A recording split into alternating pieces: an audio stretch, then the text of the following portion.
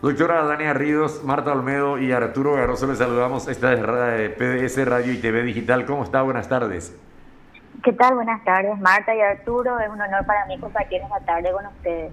Sigue generando mucha polémica, mucho debate, este Plan Nacional de la Niñez, y querríamos tener la opinión suya como principal referente de la red de defensa de la niñez.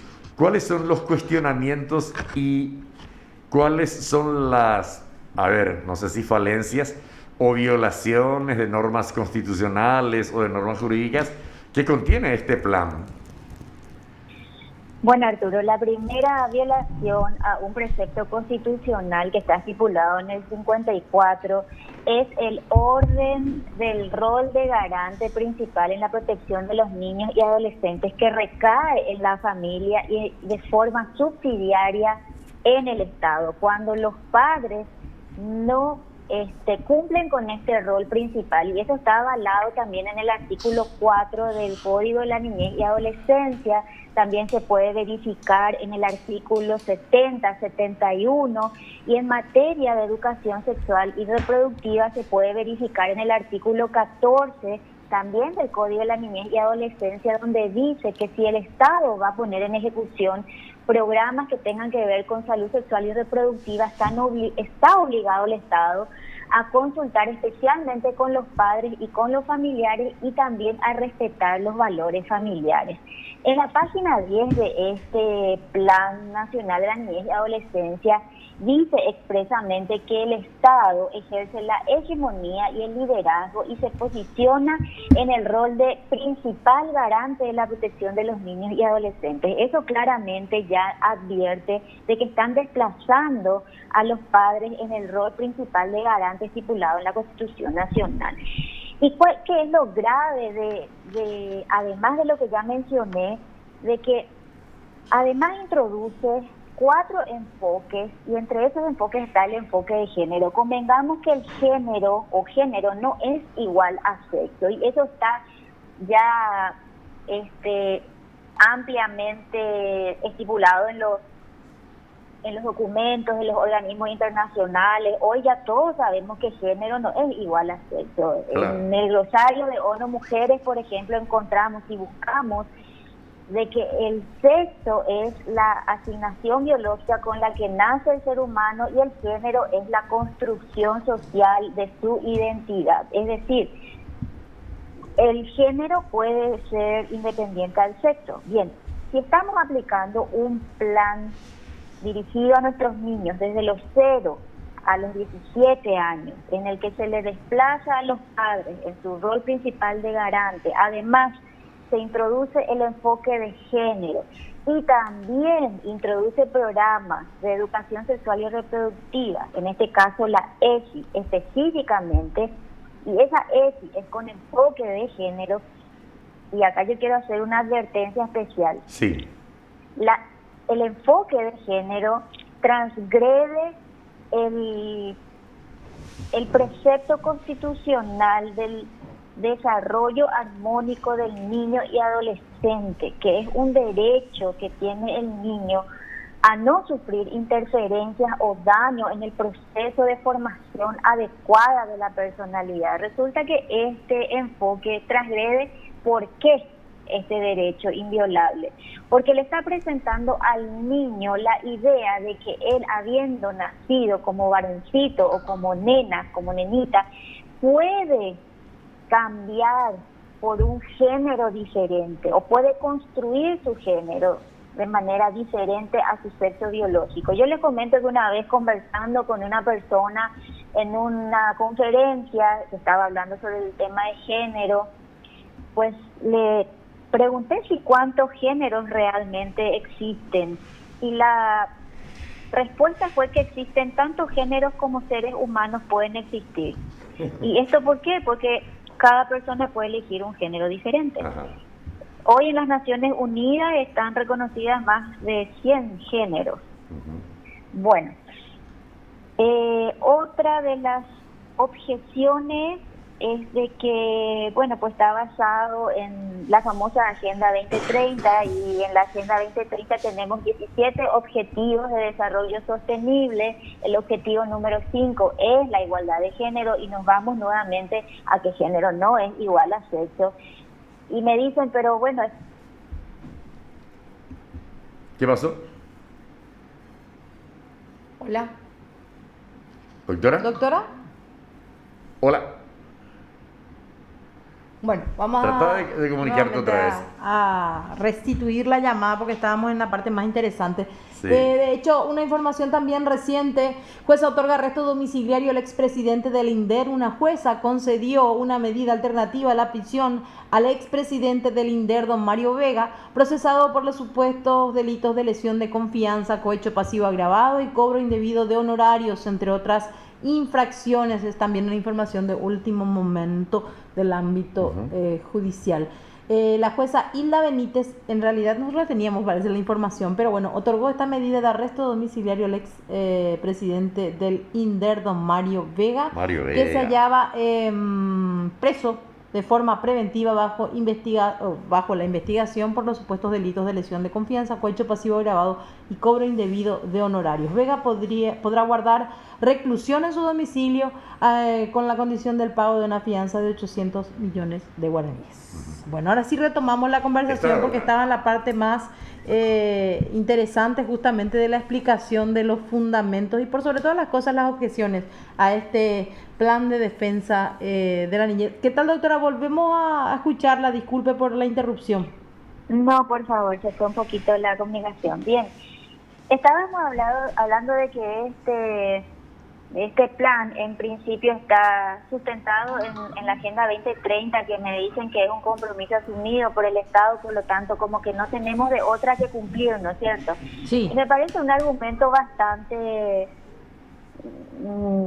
medio torpe, digamos, en el sentido de que todos sabemos que en virtud del artículo 137 de la Constitución Nacional, los tratados y acuerdos internacionales están por debajo de nuestra Constitución Nacional. Así es. No podemos invocar nosotros, o no pueden invocar en este caso, instituciones del Estado que tendrían que velar por nuestros niños y adolescentes o por sus derechos fundamentales, invocando de que es una obligación poner en marcha estas recomendaciones internacionales sobrepasando sobre estos derechos fundamentales de nuestros niños y adolescentes.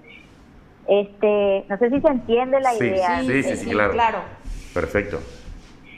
Bueno, también otro de los argumentos que han mencionado es de que este plan ha sido ampliamente debatido con instituciones que han participado, organizaciones, la sociedad civil. Yo quiero que verifiquen, por favor, las 156 páginas de este plan y vean que en ninguna parte mencionan haberle dado participación a una sola organización de padres. A ninguna sola, ni siquiera que se les haya consultado en su momento.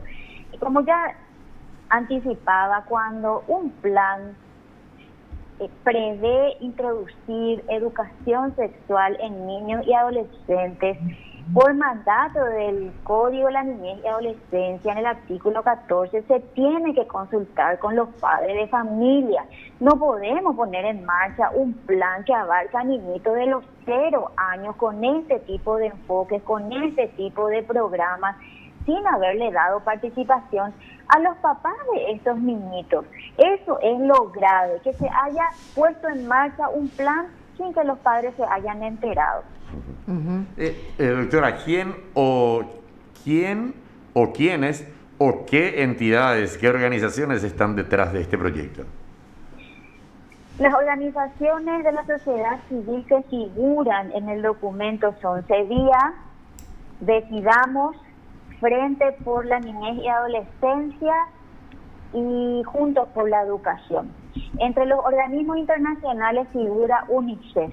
Bueno, si nosotros verificamos la línea de estas organizaciones que mencioné, lastimosamente todas son pro ideología de género y pro aborto. Y eso es de público conocimiento. Es decir, que además de que no se les dio participación a los padres de familia, las organizaciones que sí participaron son de esta línea. Entonces, se puede ver claramente plasmada esa línea en este documento. Hablan de diversidad, de orientaciones sexuales diversas, hablan de uso de preservativos y anticonceptivos en niños menores de 14, o sea, desde los 10, 11, 12, 13 años. Están hablando de que la preocupación es de si cuando tuvieron relaciones sexuales usaron o no algún método anticonceptivo preservativo, y no mencionan de que los actos sexuales con niños menores de 14 constituyen abuso en niños. Y Son eso está sancionado, eso está sancionado por la nueva ley que modifica el artículo 135 del Código. No va a ser. Otra vez. ¿Sí? Sigue. ¿Se cortó otra vez? Ahí se cortó. Qué locura, ¿no? Locura de verano. Asesinan a guardia de seguridad en una estancia de Muyapeí. Un guardia de seguridad de la estancia Santa Ana de la compañía Boquerón fue asesinado por su compañero de trabajo. Se presume que el hecho ocurrió anoche o esta madrugada en el interior del establecimiento ganadero, y efectivos de la comisaría octava recién esta mañana fueron alertados del suceso porque un vecino encontró el cuerpo. La víctima fue identificada como Melquisedec Báez, de 34 años, que se desempeñaba como guardia de seguridad de la estancia Santa Ana. Con relación a este hecho quedó detenido su compañero, también guardia de seguridad, Ramón González, de 37 años, quien se entregó en la comisaría local. La víctima habría recibido varios impactos de balines de goma de una escopeta calibre 12 milímetros. Se presume que estaban consumiendo bebidas alcohólicas y hubo una discusión que terminó con el homicidio. Ya esta mañana uno de los vecinos comunicó sobre un supuesto homicidio en la estancia, por la que personal policial constató la veracidad del hecho. El cuerpo de la víctima fue encontrado cerca de un alambrado con una escopeta y una pala al costado del cadáver. La tercera. Bueno, ahora sí volvemos a reanudar la conversación con la doctora Dania y vamos a aclarar, porque básicamente no es que tengamos un temporizador, es algún inconveniente nada más en esta llamada, que de hecho estaba bastante interesante, doctora, y yo le quería particularmente, después de la descripción de lo que nos hizo, hacer una consulta. ¿Esto tiene algún sustento o coincidencia nada más con la famosa ley que conocíamos antaño de Carlos Filisola?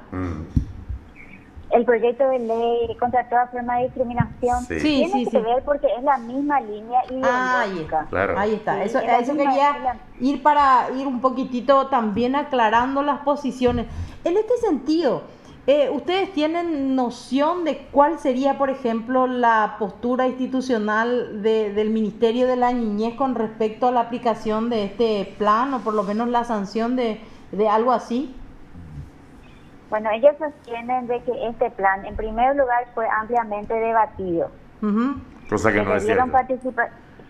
Que le dieron amplia participación a instituciones del Estado y también a organizaciones de la sociedad civil. Y ahí es donde yo les mencioné de que pudieron haber participado todas esas instituciones, organizaciones, pero los padres muy llamativamente los padres no. Y que las que sí participaron son todas de esta línea ideológica. ¿Se entiende? Bueno, segundo, mencionan de que este plan está basado fue confeccionado en cumplimiento a los compromisos internacionales asumidos por el Paraguay y que forma parte de la actual política del Estado en el marco de la Agenda 2030. Es ahí donde yo les mencionaba que cualquier tratado o acuerdo internacional o recomendación que se haga siempre tiene que estar en consonancia con nuestra Constitución Nacional. Y yo les mencioné el artículo 54 de la protección al niño, donde dice que la familia, la sociedad y el Estado tienen que garantizar qué cosa.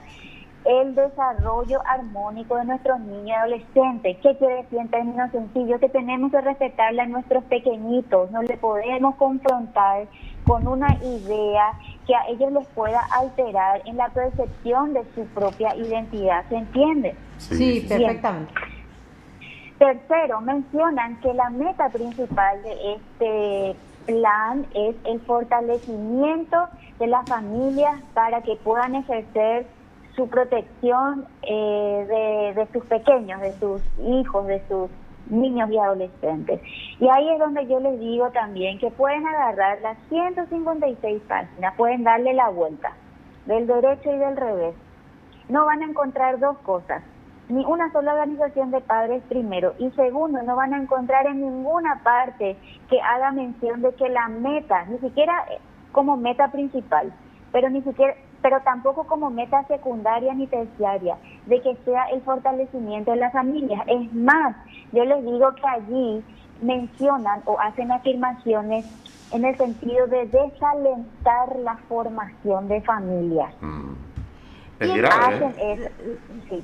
Señora Dania, concretamente con respecto a este cambio de roles, en este caso, ¿el Estado qué potestades tendría sobre nuestros hijos? Y le voy a dar un ejemplo así, ya lo cito de manera directa, por ejemplo, de aprobarse un plan así. ¿Qué modifica para que la gente entienda, ¿verdad? Que del actual relacionamiento en donde la prioridad siempre la tienen los padres, claro, la tutela, ¿en qué cambiaría? Bueno, si un plan empieza por decirte que es el Estado el principal garante de la protección del niño, y dentro del plan establecen que se va a seguir una línea en cuanto a la educación, en cuanto a los programas, y esa línea tiene que ver con enfoque de género, con la ESI, con la diversidad, con las orientaciones sexuales. Lo que está diciéndole a los papás es: ustedes papás, si se quieren oponer, ya no son ustedes los principales garantes de la protección de los niños. Se les despoja de la patria potestad, prácticamente. De hecho. Sí, porque ya le está diciendo a los padres: ustedes se pueden oponer si quieren, pueden hacer todo el berrinche que quieran, pero nosotros ya estamos diciendo que el Estado es el que va a posicionarse en ese rol. Y si el Estado dice que esto se va a enseñar aunque ustedes no quieran. Ajá. ¿Se entiende la lógica de que posicionen al Estado como principal garante y que luego establezcan planes y programas con esta línea ideológica? Entendemos. Esto tiene un hilo conductor y una finalidad que, si entendemos, es sumamente grave. Ajá. Y sí, ahora de hecho con esta descripción parece que es más explícito. En realidad para todos me imagino lo que decía, porque con lo que describía prácticamente se pierde la patria potestad y la posibilidad de decidir situaciones muy hasta íntimas y particulares de nuestros niños, ¿verdad? Básicamente es bastante peligroso, por lo menos a nuestro entender, ¿verdad? La doctora, ¿qué instancia y qué posibilidades de aplicación de este plan existen? ¿Todavía hay cosas por hacer para revertir la aplicación de una situación así? ¿O en qué estadio estamos más o menos de este plan? El plan ya está en vigencia, salió en julio de este año, durante que nosotros estuvimos en cuarentena. Pero según la calendarización que está ahí en el propio plan, pueden verificar que la intención es que pueda salir por decreto de Poder Ejecutivo, es decir, darle fuerza de ley y que ingrese dentro de la normativa vigente. Y también prevé que el Congreso Nacional, así como la Corte Suprema, se puedan expedir favorablemente, es decir, que los tres poderes del Estado puedan cerrar filas y puedan decir: señores, este plan se tiene que poner en vigencia. En estos momentos no ha salido aún en decreto, y lo que nosotros pedimos al Poder Ejecutivo es que no solo no se ponga, que no solo no salga o no se ponga en vigencia por decreto, sino que además se anule en virtud de estas disposiciones legales que yo le mencioné, también de tanto de la Constitución como del Código de la Niñez, y que se cree otro plan de cero, pero con la participación de los padres de familia. Eso es lo que estamos pidiendo ahora y pedimos a la ciudadanía que apoye esa petición, porque al final de cuentas los hijos de todos nosotros están implicados dentro de este plan nacional que tendría vigencia hasta el 2024. Ujú. Esto es como decirles a ustedes, bueno, ustedes sigan dándole la protección a los chicos que nosotros nos encargamos de su educación, de si son nene o nena o varón o mujer. Más o menos así es el tema. Es que es así, y no solo eso, también estamos hablando de la promoción de las relaciones sexuales tempranas en niños de entre 11, 12, 13 años, en donde ya no es visto como un hecho punible grave, sino que como una falta de educación sexual nomás, en donde se les tiene que proporcionar anticonceptivos o preservativos. Y si ellos usan estos métodos, ya está todo bien, ya no pasa nada. Claro. Y tampoco necesitan consultarle a los padres, porque les cuento que en el plan está estipulado de que se va a poner en marcha, de hecho ya está en marcha, ustedes pueden averiguar eso, los famosos consultorios amigables, que está siendo atendido por el Ministerio de Salud Pública en los centros de salud locales, donde si una niña de 11, 12, 13 años se acerca y pide un método anticonceptivo porque está manteniendo relaciones sexuales, el personal de blanco está obligado a facilitarle sin que sus padres se enteren. Y tampoco está obligado a denunciar el hecho como un hecho punible. ¿Se entiende lo grave que es esto? Sí, gravísimo. Absolutamente. Gravísimo. Absolutamente, nos queda bastante claro. Y lo que yo le decía de alguna forma, hasta con un tinte de preocupación, era qué debemos esperar para la aplicación concreta, porque ya nos decía ella que están esperando un decreto. ¿Tiene que ser vía decreto o se trata de una ley?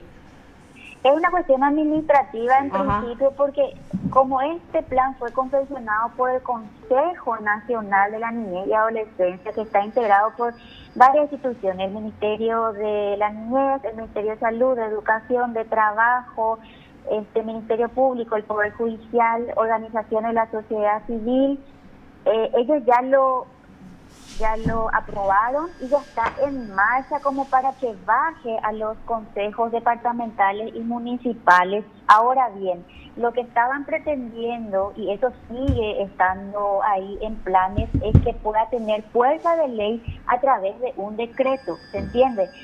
De igual manera, aunque no esté el decreto, tiene fuerza administrativa, digamos, para bajar línea a los departamentos y a los municipios. Ajá. Ahora, doctora, un poquitito yo ya con respecto a esto concretamente, que es el mecanismo ya de aplicación que nos acaba de explicar usted. Esto me imagino que es la segunda intentona ante la imposibilidad de haber obtenido justamente apoyo de esto en el Congreso, porque yo me recuerdo perfectamente que eso se fue rechazando por los múltiples cuestionamientos y que quedó conceptuado. Yo le decía la ley Virisola, nomás ya le dijeron, finalmente ya se caratuló así para la gente, para el más rápido entendimiento, pero y ante en este caso el rechazo y la resistencia, ¿verdad? Me imagino todavía en torno a la estructura convencional de los legisladores, lo que buscan es justamente una aplicación vía decreto de esto, sería básicamente.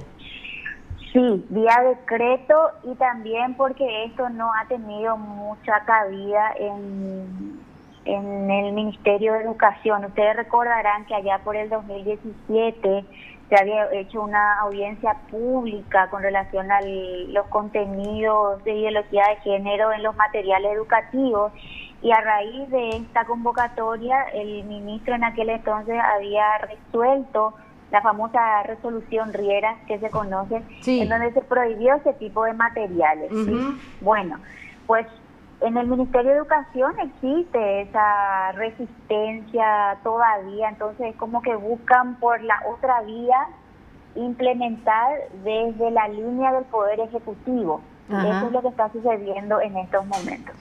Y bueno, de eso por suerte le va a restar un poquitito de esfuerzo, si no te van a sacar vía decreto, pues no te pueden sacar la patria potestad de tu hijo, ¿verdad? Por lo menos vamos a seguir creyendo en la estructura.